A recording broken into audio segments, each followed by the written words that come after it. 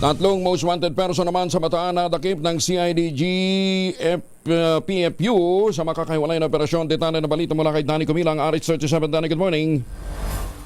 Matagumpay na nadakip ng Criminal Investigation and Detection Group CIDG Provincial PID Unit ng Bataan ang tatlong most wanted person sa magkasunod na operasyon sa iba't ibang lugar sa lalawigan.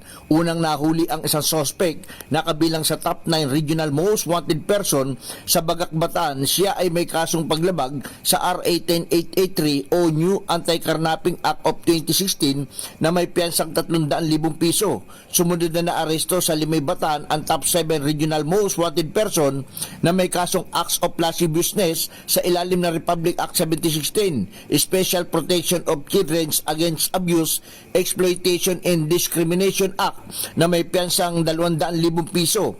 Samantala, nadakip naman ang top 6 provincial level most wanted person ng Bataan PPO at top 1 municipal level most wanted person.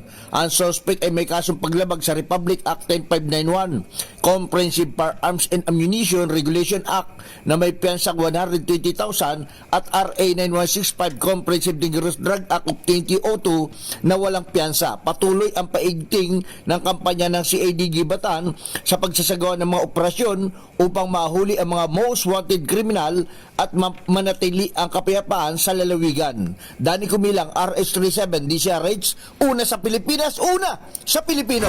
Maraming salamat, Danny.